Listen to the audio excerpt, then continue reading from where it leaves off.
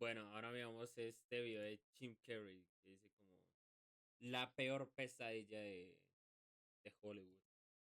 And fortune, he realized it was all a lie. Hollywood sold Jim Carrey the dream. You're gonna be a big star. This next opportunity is going to be your breakout moment. He became addicted to this and spent half of his life failing to develop a successful career. He was desperate for the acceptance and approval of others who were willing to discard him whenever they pleased. Yet through the power of divine intervention or just pure talent, he finally made it. He made classic films in multiple genres, generating billions of dollars and inspiring people all over the world, and yet he felt empty, alone, lacking purpose and identity. And once the Hollywood facade veered its ugly head, Carrey did not run away. Instead, he used his platform to expose the soulless, evil industry that's praised by innocent people who don't understand they are being fooled. Jim, you got really dressed up for the occasion. You look good. I didn't get dressed up. Who did? There is no me.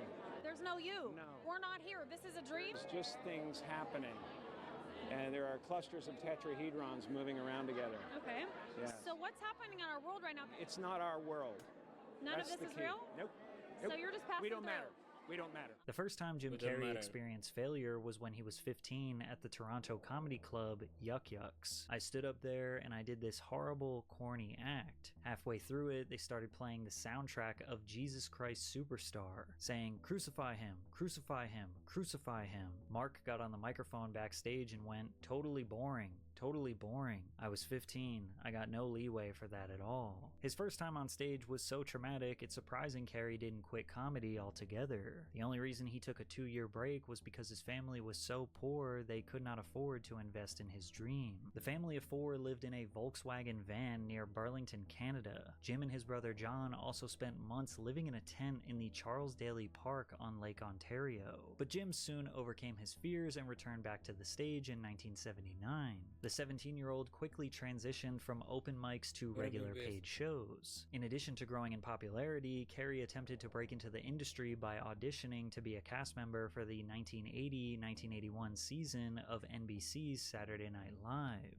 Unfortunately, SNL's executive producer selected Charles Rocket over Carrey. Facing failure once again, Carrey continued performing stand-up across Toronto and the surrounding towns. The reason why some people rejected Jim's comedy early on was because, well, there wasn't really much comedy in it. He was merely an impressionist. He could mimic and resemble famous people or characters. His act didn't have transition jokes or stories, just impression after impression. Could you imagine the Fonz hosting a cooking show?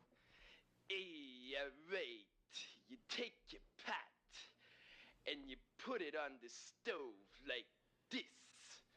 First you fill it with water like this. Alright, you follow me so far? Luckily for Jim, there was someone very powerful out there who did believe in him. Writer for the Toronto Star, Bruce Blackadar, raved about Carrey, calling him a genuine star coming to life. Carrey receiving significant mainstream media coverage for the first time ignited the much-needed momentum in his career. The review increased demand for his impressionist stand-up act throughout the country. In April of 1981, he appeared in an episode of the television stand-up show An Evening at the Improv. That summer, he landed his first acting role in Introducing Janet, a made-for-TV movie that premiered in September 1981 on the CBC and drew more than 1 million viewers for its first airing in Canada. As he continued to perform in comedy clubs nationwide, comedian Rodney Dangerfield took notice and signed him to open his tour. By December of 1981, Carrey was a well-known comic in Canada. I mean, I don't think everyone has that mobility, that flexibility. I mean, have you ever thought about that? Not well. I guess it's because I'm tremendously vain and Sí, sí te ve. I stand in the mirror a lot. What about Sylvester Stallone? Hey, yo, I do. Hey, you're gonna go out with me, Mickey. I mean, if you don't, I'm gonna break your legs. You know what I mean? I'll go. Okay, all right. But every time Jim took one step forward in his career, his momentum would come to a screeching halt. And I don't mean to bring the momentum of this video to a screeching halt, but I do have to tell you about today's sponsor. Have you heard that the flavored air category is quickly becoming the leading alternative to vaping and smoking? It's a whole new movement towards better habits. Led by the sponsor of today's video, Fume. Fume fills the void Head to tryfume.com, that's tryfum.com, and use code PatrickCC or scan the QR code on screen to get your free Fume topper when you order your journey pack today. Carrey decided to pack his bags and move to Hollywood at the beginning of 1983. He regularly performed at the Comedy Store and the Laugh Factory, two clubs that have been an incubator for just about every comedy legend in the 80s and 90s. Additionally, performing on The Tonight Show was a major milestone for a comedian's career, and it was a dream of Jim's. By the spring of 1983, he was invited to perform a stand-up set on the highly rated Late Night Show. This surely would have been the perfect recipe for Jim's career to skyrocket. However, following a lackluster club set at the Improv, the showrunners at Tonight revoked their invitation. I had kind of a lukewarm night, and then I heard the news that I had lost The Tonight Show. It could have been the end of me, but my brain has always had this fail-safe space that goes, I don't know how, but it's gonna happen a different way. Accepting failure again, Carrey returned home in April 1983 to rejuvenate and perform stand-up in a familiar environment. While in Toronto, CTV's flagship news magazine, Program W5, did a feature on Carrey that aired nationally in Canada. Were you just born with this plastic face? I guess. Always hamming it up, you know? Just sort of came natural. I didn't know until like a year ago that was different than everybody else. That my face was so weird. I realized that's what my special thing is, I guess, is that I'm weird.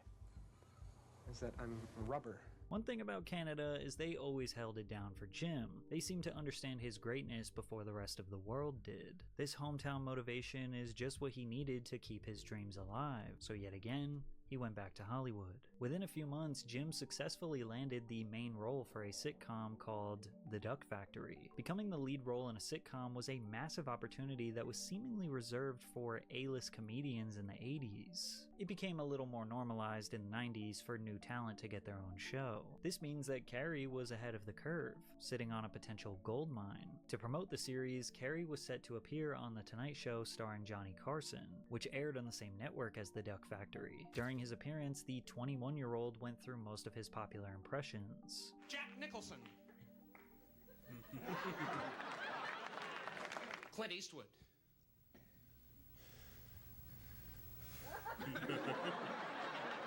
E.T. the Extraterrestrial.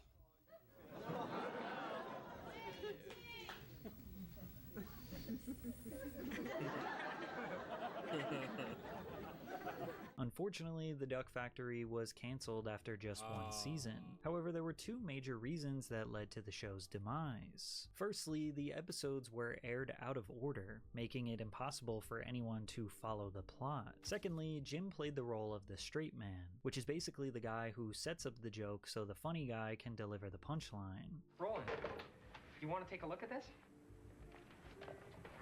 Marty's script? Pass. It's really not as bad as you'd think. I've heard the same thing said about raw fish, but I wouldn't want to try that either. Although Carrey was the main character, they seemingly didn't play to his strengths. He never got the funny lines, and therefore the audience didn't really build a relationship with him. But still, Jim knew there was something around the corner from him. He finally got a taste of that Hollywood dream, and he could not subside. This was his destiny. I used to open my arms. I used to sit up there, you know, and open my arms and imagine a giant funnel of gifts would come right into from the universe. Yes. Honest to God, you could, you know, cut to me there. I'm like this, and if nothing else, it made me feel more positive about where I was. I drove down from Mulholland Drive every night, you know, that I went up there, feeling that I was one of the biggest actors in Hollywood. I was doing wonderful work that made people happy. I was, you know, I owned all that. That was it. You know, I guess, you know, what I own, when you think about it, is my faith. He decided to audition for Saturday Night Live again, this time ahead of the show's 1985-86 season, during which returning executive producer Lorne Michaels sought to hire an all-new cast. 5 years after his previous SNL audition, 23-year-old Jim Carrey was rejected again. He never even got the opportunity to audition his material in front of Lorne Michaels because the producers and senior writers just assumed he wouldn't like it. But unlike his previous previous SNL rejection, Carrey was starting to establish a career for himself, and he did have something to fall back on. Once Bitten was a film released months after his SNL audition. However, it drowned in negative reviews while underperforming at the box office. After returning to the comedy club circuit with Impressions, Carrey made his third attempt at landing a spot on SNL in the fall of 1986. Unfortunately, he was rejected for the third and final time. The reason he tried so hard to land SNL is because it would have given him that legitimacy he needed as a comedian. Not to mention, he would have also perfectly fit into their sketch comedy format. But many people didn't think Jim Carrey was that funny. Some didn't even consider him a comedian because, well, he didn't really tell jokes. Combine that with the fact that his movies and TV roles were failing, and maybe that was an indication that he just wasn't going to be the Hollywood star that he and the people of Canada thought he would be. Or maybe it's because he wasn't being promoted in the right way or cast in the right roles. Perhaps Jim Carrey just didn't fit the mold that a comedian or actor in the 80s was supposed to be. But I never make it in the normal ways. It's always the side window or the basement window or something like that. Same was, it's been true all the way along. Was it a tremendous defeat for you when you go and audition for Saturday Night Live? Because you were on it. Listen, no, you did Impressions. I have a psychotic belief system that goes, something magical is going to happen. I don't know how it's going to happen, but if there's no way in, a new way will be created, kind of thing. Most people would have given up, but Jim had invested so much into this life. He knew if he just stayed the course, something good would come. And surely, by divine intervention, luck, or just genuinely working on his craft, Jim Carrey made one connection that changed his career. Jim secured a role in the 1988 comedy film Earth Girls Are Easy, which is about a Southern California girl who befriends 3 furry aliens after their spaceship lands in her swimming pool. Actor and comedian Damon Wayans played an ancillary role in the film and was extremely impressed with Carrey's comedic talents. They became friends. Damon told his brother Keenan about Jim while he was developing the soon-to-be groundbreaking American sketch comedy television show In Living Color. And Damon was like, yo, Keenan. Damon was Keenan's right-hand man. Okay. That's his lieutenant on Living Color. Okay. That was his right-hand man. Okay. So he was like, you gotta trust me. This white boy is funny. He's like silly putty. He twists himself up. He could suck his own if he tried. This white boy crazy. And Keenan was like, okay, let me see him. At a time when most sketch comedy shows were dominated by white performers, In Living Color stood out by centering Black and Latino talent, using humor to tackle issues like race, inequality, and stereotypes head on. The show broke barriers by featuring skits that blended sharp social commentary with slapstick and absurd humor, often mocking political figures, celebrities, and cultural trends in ways that were both provocative and hilarious. Carrey was a key member on In Living Color, where he became known for his wild physical comedy and over-the-top character portrayals. As one of the few white cast members, he stood out for his high-energy performances and fearless commitment to outlandish roles, which showcased his talent for slapstick and exaggerated facial expressions. Wow, a real fireman! That's right, princess. Say, I sure have a beautiful family here. Why, thank you, Fire Marshal Bill. Now, how can we help you? Well, it's National Fire Safety Week. I've been going door to door looking for fire hazards. Mind if I give your place a little inspection? Carrey's role on In Living Color is exactly what he needed to prove to Hollywood that he could be a star. From there, he secured a lead role in a major Hollywood production, Ace Ventura: Pet Detective, which grossed $107 million worldwide. He finally did it. All his hard work paid off. He finally proved himself to Hollywood. And unlike all of his previous success, his momentum was not about to slow down. Jim Carrey was about to take over the 90s and become one of the greatest physical comedian actors in entertainment history. Warner immediately paid him $5 million to reprise his role as Ace Ventura. While filming The Mask, New Line Cinema offered Carrey $7 million to make a sequel and paid him $7 million to appear in Dumb and Dumber. At the time, it may have seemed unwise to offer Carrey such a large amount of money for a new talent. However, any skepticism regarding Carrey's ability to fill movie theater seats was laid to rest following the 1994 release of The Mask. a comedy film that follows Stanley Ipkiss, a mild-mannered, unlucky-in-love bank clerk who discovers a magical mask that transforms him into a superhuman trickster with cartoonish abilities. The mask amplifies Stanley's hidden desire and confidence, turning him into a green-faced, wild, and unstoppable character with exaggerated powers reminiscent of classic animated characters. The mask was a critical and commercial success, grossing over $350 million worldwide. 5 months after The Mask, New Line Cinema released Dumb and Dumber, the buddy comedy film Carrey starred in alongside Jeff Daniels. Nicolas Cage was set to be Carrey's co-star, but his team could not negotiate a $2 million increase fee. The company was reluctant to hire Daniels due to his limited comedic experience, but the writers and Carrey vocalized their support for him. New Line Cinema offered a low salary of just $50,000, hoping that Daniels would turn it down, but he accepted. Meanwhile, his co-star Jim Carrey was paid $7 million. I can't feel my fingers anymore. They're numb. Ooh. Maybe you should wear these extra gloves. My hands are starting to get sweaty. The film was another commercial home run for Jim, grossing over $247 million worldwide against a budget of just $17 million. The stupid humor and quotable lines, driven by the outrageous antics of its lead characters, produced a classic. The following year, Carrey appeared as the Riddler in the 1995 superhero film Batman Forever. True to Jim's signature comedic style, his version of the Riddler was manic, flamboyant, and full of over-the-top antics, which contrasted with the darker, more subdued villains typically seen in the Batman universe. He brought a vibrant, almost cartoonish quality to the character. While some critics felt his performance leaned too much into comedy, others appreciated the unpredictable and zany energy he brought to the role. Carrey's contribution helped the film gross over $336 million worldwide, becoming the 6th highest grossing film of 1995. Carrey was undoubtedly one of the biggest 6th highest grossing film of 1995. En 1995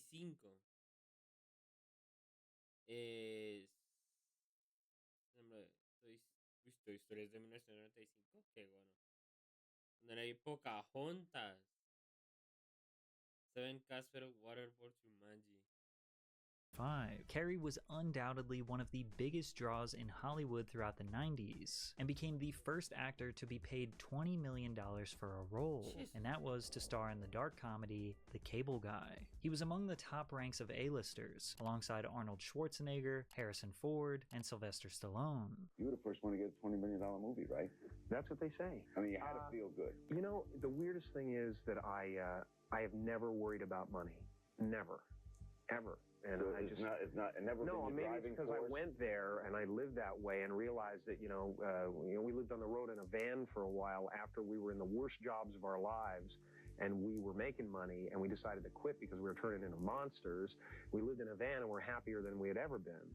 And I guess that taught me that to trust the universe. Carrey's historic payday became a frequent talking point whenever the actor was mentioned. In June of 1995, Variety wrote the headline, "H. Wood finds $20 million tab for Carrey playing scary." And Entertainment Weekly wrote, "You'd be smiling too if you just got paid $20 million.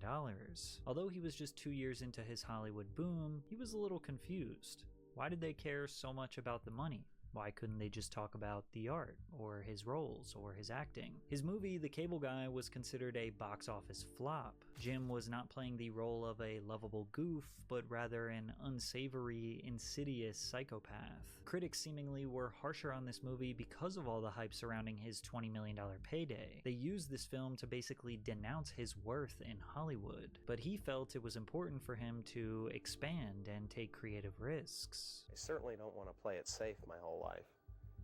I don't want to. I think the danger is that you start patronizing your audience. You start to try to see, okay, well, this worked, so I better stick with this. And then no growth happens at all. And whether something is a success or not, you have to take the chance of losing a few people. because you do gain others. Carrey went back to his stereotypical silly self in the 1997 comedy Liar, Liar. The story centers around a lawyer's strained relationship with his young son, who, disappointed by his father's broken promises, makes a birthday wish that his dad cannot tell a lie for 24 hours. What's up, Fletcher? Your cholesterol! Fatty!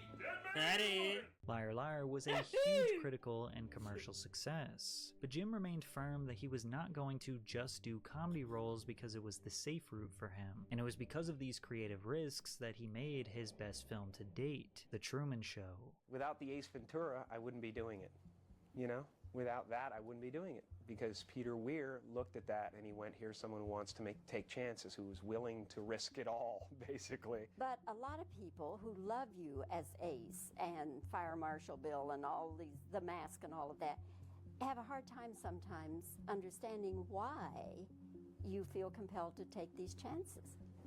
I'm not compelled, I just have the opportunity. I'm given the opportunity, so I have to.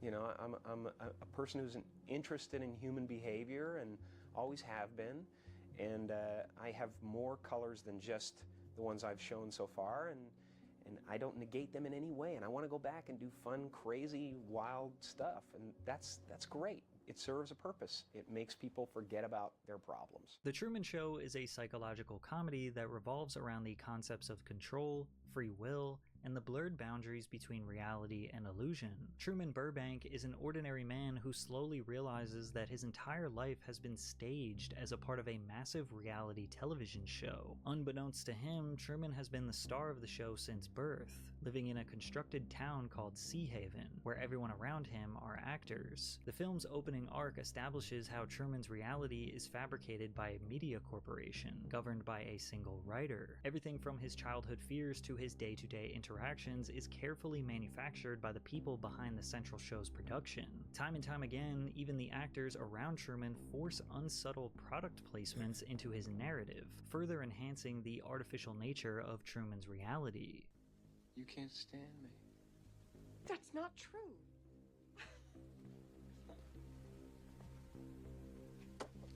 Why don't you let me fix you some of this new Mococo drink? All natural cocoa beans from the upper slopes of Mountain Nicaragua, no artificial sweeteners.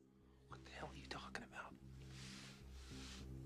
Who are you talking to? I've tasted other cocos. This is the best. Much like Truman, Carrey and his Hollywood peers can become puppets to the entertainment industry due to the influence of powerful studios, agents, producers, and executives who prioritize profits over artistic expression. These industry forces often dictate the types of roles these actors take on and the way they are marketed to the public. Actors may be pressured to conform to certain stereotypes or be typecast into specific roles that fit commercial trends, limiting their creative freedom. Their image, both on-screen and off-screen, is often extremely managed, with actors sometimes required to maintain certain looks, personas, or behaviors to align with a brand or studio's vision. This environment can strip actors of their autonomy, turning them into commodities within a system rather than an individual. The Truman Show had a profound impact on Carrey because he realized that his real life was actually very similar to Truman's. Not necessarily, but what I want doesn't stem from show business generally. I mean, I started out with many desires as far as this business goes. I've so surpassed all of them that it's not as meaningful to me anymore. I really love the work itself. I've examined myself on several occasions. Why am I really doing this? Am I doing this because I want to be famous? And I think there was an element to that when I started out. Sure. I think I wasn't necessarily seen as much or as intently as I wanted to be when I was a kid. I had a job, at least in my own mind, and that was to make my mother feel better. She was kind of very ill in many ways, but I felt the need to make them feel that their life was worthwhile, that they did something special just by the very fact that they brought me into the world. Yeah. So from a very young age, I wanted to convince them that I was a miracle. And then I wanted to convince the world that I was a miracle. And now I want to convince the world that I'm just like them. It seemed around the early 2000s that Jim started to see Hollywood for what it truly is. Behind the glitz and glam, it's just a vapid display of wealth. People with a holier-than-thou mentality, masquerading around, celebrating each other for menial displays of talent, inflating their egos to dangerous levels. In deeper interviews, it was clear Jim was aware of his role in this soulless machine, but he didn't reveal his true thoughts and feelings about it. Yet. The Truman Show was a critical success, grossing over $264 million worldwide. It also marked a significant shift for Jim. As he demonstrated his range and depth as an actor, he even earned a Golden Globe for Best Actor in a Motion Picture Drama. No, thank you very much, Hollywood Foreign Press. I will really love this. I'll enjoy it so much, right down to the chewy chocolate center. Unfortunately, what should have been the start of a string of experimental projects for Carrey never occurred, as the comedian retreated back to his comfort zone. Entering the 2000s, Carrey continued appearing in comedy blockbusters like Me, Myself, and Irene, How the Grinch Stole Christmas, and Bruce Almighty. He even reintroduced himself to a new generation of children through films like Lemony Snicket's A Series of Unfortunate Events and A Christmas Carol, as well as the animated film Lemony Snicket's A Series of Unfortunate Events and A Christmas Carol, as well as the animated film Horton Hears a Who. These films combined made well over $1 billion at the worldwide box office. But even in the middle of his success, Jim struggled with depression, questioning what his purpose was in all of this. I was on Prozac for a long time. Yep, I was on Prozac for a long time, and I'm not sure. I mean, it may have helped me out of a jam for a little bit. I had to get off at a certain point because I realized that, you know, everything's just okay. No peaks and valleys. There are peaks, there are valleys, but they're all kind of carved and smoothed out, and it feels like a low level of despair you live in, where you're not getting any answers, but you're living okay.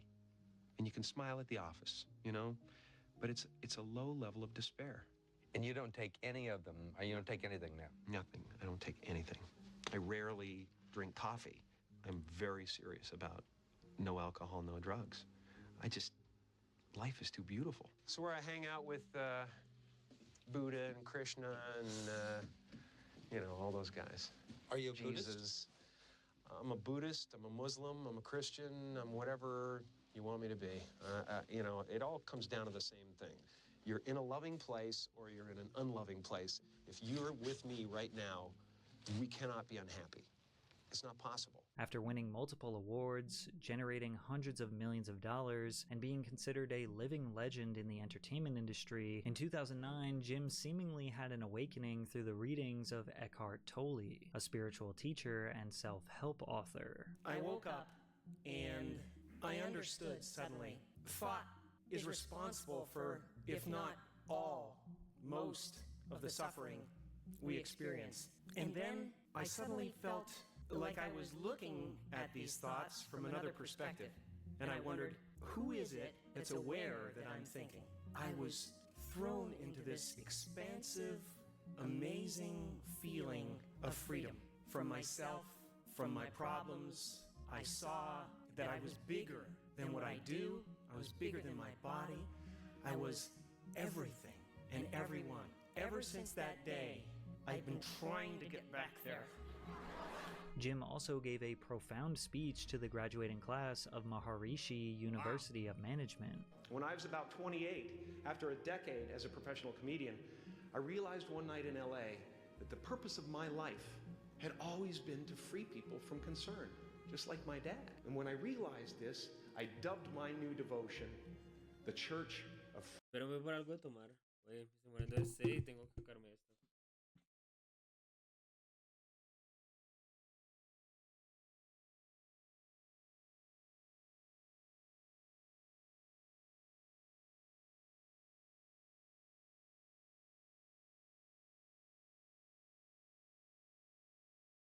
Ignoren el desorden que hay atrás. Ya se me falta organizar. Freedom from concern. And I dedicated myself to that ministry. What's yours? How will you serve the world? What do they need that your talent can provide? That's all you have to figure out. As someone who's done what you're about to go and do, I can tell you from experience, the effect you have on others is the most valuable currency there is. Everything you gain in life will rot and fall apart, and all that will be left of you is what was in your heart. My choosing to free people from concern got me to the top of a mountain. Look where I am. Look what I get to do. I did something that made people present their best selves to me wherever I go. I am at the top of the mountain, and I was, and the only one I hadn't freed was myself, and that's when my search for identity deepened. I wondered who I'd be without my fame. Who would I be if I said things that people didn't want to hear? That peace that we're after lies somewhere beyond personality, beyond the perception of others, beyond invention and disguise, even beyond effort itself. To find real peace, you have to let the armor go. Your need for acceptance can make you invisible in this world. Don't let anything stand in the way of the light that shines through this form. Risk being seen in all of your glory. Carrey's career took a significant nosedive during the 2010s, with his only notable role being Thomas Popper Jr. in Mr. Popper's Penguins, and the reprisal of his role as Lloyd in Dumb and Dumber 2, which was significantly less successful than its predecessor, both critically and commercially. But while promoting Dumb and Dumber 2, he had a strange appearance on Jimmy Kimmel Live. Is that a gang sign? Have you, Oh, like you don't know what it is. You don't know what that is. I have no idea. You don't know. Jimmy Fallon doesn't know. David Letterman doesn't know. We don't know. All the comics and show business don't know what this is. I'm here tonight to blow the lid off it, to be the whistleblower. I'm sick and tired of the secrets and the lies. It is the secret symbol of the Illuminati, and you're a part of it, and it is the all-mocking tongue. For years now, talk show hosts, people on television, people in sitcoms have been hired by the government to throw you off the track, to distract you, to make you laugh and stuff like that, make you happy and docile so you don't know what's really going on. You know, and they get out there in the woods in a circle naked and they decide these things. You know what they're trying to do? Who? This thing is buzzing. Hold on. They're trying to turn us into, consumer drones of some sort. Hold on, I just got to get this. And yeah. Yeah, listen, I'm in the middle of blowing the lid off some...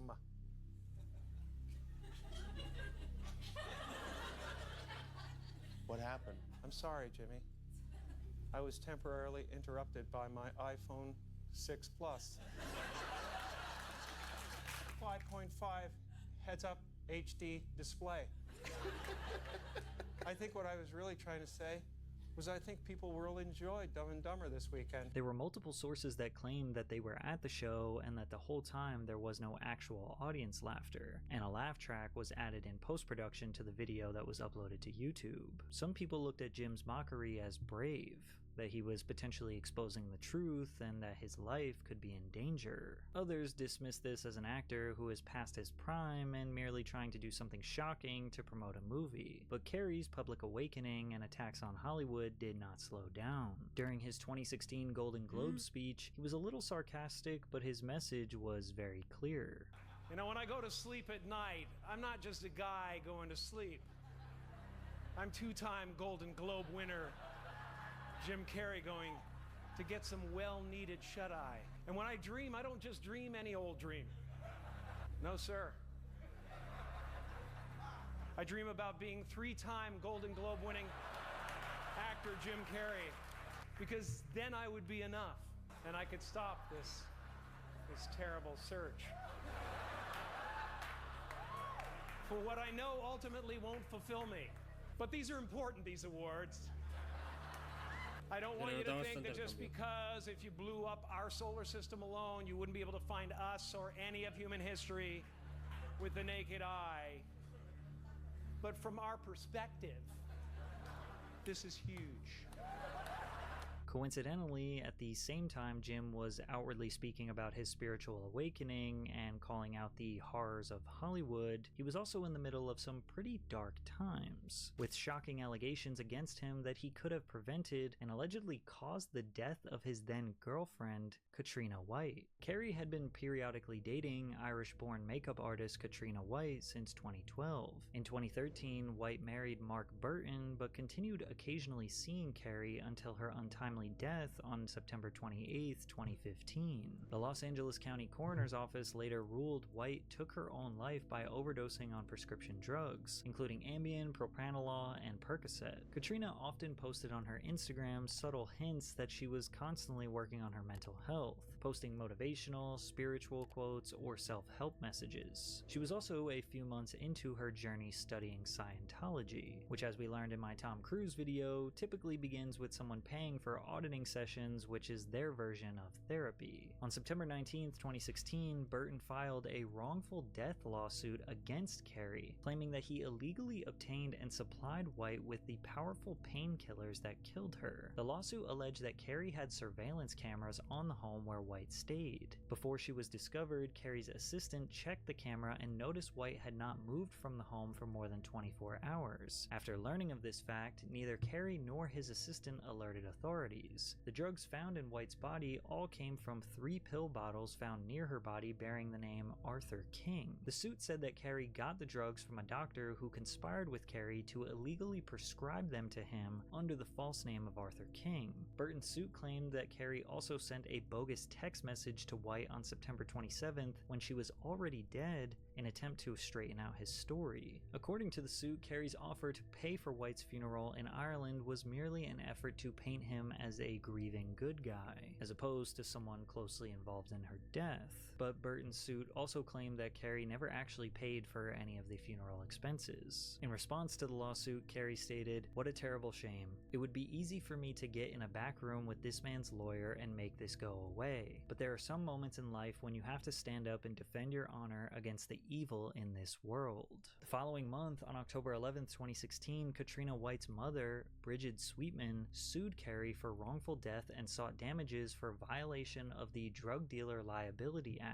In court documents obtained by Us Weekly, Sweetman accused Carrey of giving her daughter prescription drugs as well as sexually transmitted diseases and being verbally abusive. Carrey's abuse included, but was not limited to, Carrey giving Miss White 3 STDs without warning her, lying to her about it, dumping her out of concern for saving his own carefully crafted public image, calling her a whore and shaming her, and then using his high-priced Hollywood lawyers and fixers to intimidate and threaten her in an effort to silence her. Attorneys representing White's family released a 2013 iPad note allegedly sent from White to Carrey, which in part read, "This is what I want. You gave me HSV and HPV. I want you to apologize for it because you care enough to. I want you to understand that however little a thing seems to you, it ruins a girl's life. Before you, I might not have had very much, but I had respect. I was a happy person. I loved life. I was confident and I felt good in my own skin and was proud of most decisions I made. I met you, you introduced me to cocaine,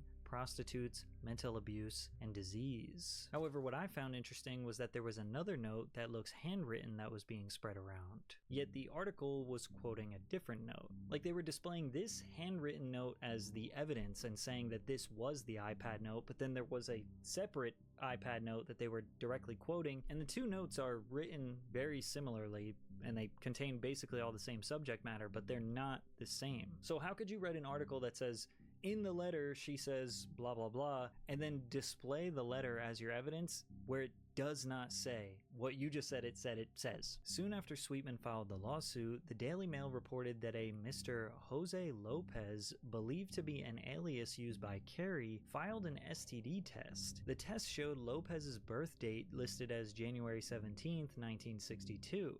The same as Carrey, and also showed positive results for both types of herpes, chlamydia, and hepatitis A. The results of Lopez's tests were submitted as evidence by Sweetman's lawyer, Michael Avenatti, who also issued a declaration. Carrey then proceeded to have unprotected with Miss White with full knowledge that he was STD positive, including on February 12, 2013, 2 days before Valentine's Day and within weeks after learning the test results. It's interesting that in these lawsuits, they claim 2 different times that Carrey used fake names, one to obtain drugs and one to obtain an STD test. But how do they know this? What evidence did they provide to prove this? These are some major accusations and not enough evidence to back it up. And because of that, the wrongful death lawsuit against Carrey had been dismissed in February of 2018. There seemingly was a settlement outside of court. Without a trial, we won't really know what happened. But blaming someone else's death, especially in the way that it happened, on someone else is definitely a complicated situation. Typically, those types of deaths are not caused by just one thing, but rather a potential lifetime of issues that unfortunately we just don't seem to know how to solve. But by this point, Jim had experienced all of the glory and wrath Hollywood can offer. They love you, then criticize you, then put you in a box and determine who you are. They might even accuse you of committing horrible crimes. But the trade-off is that they give you millions, if not hundreds of millions of dollars. And it was abundantly clear in 2017 that Jim was fed up with the Hollywood game. Notably in his New York Fashion Week red carpet interview where he made a bunch of existential philosophical pronouncements. No. I'm doing just fine. There's no meaning to any of this. So I wanted to find the most meaningless thing that I could come to and join, and here I am. They're celebrating. You got to admit it's completely meaningless. Well, they say they're celebrating icons inside. Celebrating icons, boy, that is just the absolute lowest aiming, possibility that we could come up with. I don't believe in icons. I don't believe in personalities. I believe that peace lies beyond personality, beyond invention and disguise, beyond the red S that you wear on your chest that makes bullets bounce off. I believe that it's deeper than that. I believe we're a field of energy dancing for itself. Jim, you got really dressed up for the occasion. You look good. No, I didn't. Was that an accident? I didn't get dressed up. Who did? There is no me. There's no you. No. We're not here. This is a dream? It's just things happening. And there are clusters of tetrahedrons moving around together. Okay. Yes. So what's happening in our world right now? Because there is a lot of news that actually is relevant that's not that Here's uplifting. the thing. It's not our world. None That's of this the is key. real? Nope. So you're just passing We don't through. matter. We don't matter. Oh, wow. There's the good news. While some headlines questioned his We don't matter. Nosotros no importamos. sanity, others No es nuestro mundo, nosotros no importamos. felt like he was just experiencing an ego death, something that a lot of people in Hollywood could probably benefit from. I think that we're all, we're all trying to add things to ourselves so that we can finally define ourselves, and then everybody will get us and they'll go, okay, this is what you are. And then if you actually get there, you will find it so empty that you'll realize that's really not what it's about. It's about not only just going with the flow, but it's about not taking it personal. It's like the difference between a house and my house is a world of difference, and it's the my that's the problem. Don't get me wrong, Jim Carrey is a great character, and I was lucky to get the part. But I don't think of that as me anymore. I don't exist. So they're all characters that I've played, including Jim Carrey, including Joel Barish, including any of those things. They're all characters. Jim Carrey was a less intentional character, right? Because I thought I was just building something that people would like, but it was a character, so it's, I played the guy that was free from concern so that people who watched me would be free from concern. Carrey continued to express that his identity to the world is a character, not a real representation of who he actually is. As an actor, you play characters, and if you go... Es tan feo tener ese tipo de vacíos. No sé si llamarlo vacíos, es más como... Eso de sentirse como que uno no puede hacer nada o nadie en este mundo. Que si uno dice, por ejemplo, o a veces se plantea uno, güey, no soy nada porque, no sé, no puedo hacer tal cosa o no quiero hacer tal cosa o de pronto si hago tal cosa no me va a salir bien. Todo ese tipo de problemas que lo llevan a usted decir como, ¿qué soy? qué puedo ser, para qué puedo ser y cómo esto puede afectar en un futuro, cómo me puede beneficiar en un futuro. Todo ese, como alguna vez preguntarse en un momento como, ¿quién soy yo? Ah, brother, eso es fuerte como pararse y como decir, güey, ¿qué soy yo? ¿Para qué estoy acá? O sea, ¿qué hago yo aquí? ¿Quién soy yo? Go Como, ¿cuál deep es mi enough into motivo? those characters, you realize your own character is pretty thin to begin with. You suddenly have this separation and go, who's Jim Carrey? Oh, he doesn't exist actually. There's just a relative manifestation of consciousness appearing, and someone gave him a name, a religion, a nationality, and he clustered those together into something that's supposed to be a personality, and it doesn't actually exist. None of that stuff, if you drill down, is real. Hollywood will not make you happy. A career or a dream job will not make you happy. But you shouldn't let that disappoint you. Instead, let it free you of the constraints and the pressures that you or society have put on yourself. What you do is not who you are. So you might as well try as hard as you can to do something that you actually love, not because you're searching for an identity or a purpose, but simply because it's a little easier than doing something you hate. And instead, let your friends, family, food, nature, and God determine your happiness. I feel like, and this is something you might never hear another celebrity say as long as time exists. I have enough. I've done enough. I am enough. Es que sí. Es fuerte parce, la frase final. Au. Celebrity say as long as time exists. I have enough. He tenido suficiente, juego. I've done enough. Ya estoy como en sí como I'm done es como por I'm done es como por decir ya, güey, ya me cansé, no hay más, por así decirlo. Eso quiere decir I'm done. I am enough. Shit. So,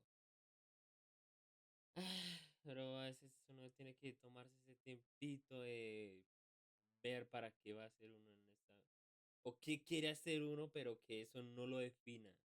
No sé si me hago entender. Es como, güey, decir, quiero dedicarme a tal cosa, pero no voy a dejar que esto me defina a mí por X o Y razón.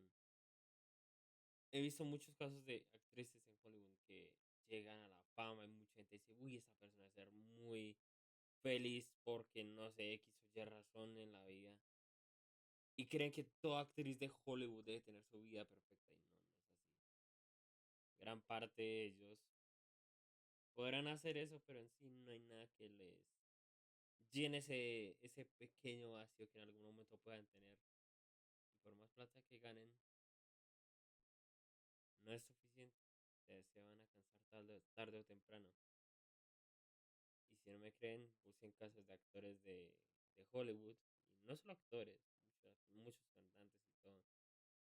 Que están por ahí en la fama, pero en realidad no se sienten así o no les llega la felicidad por X o Y razón. Pero sí han habido casos de este tipo.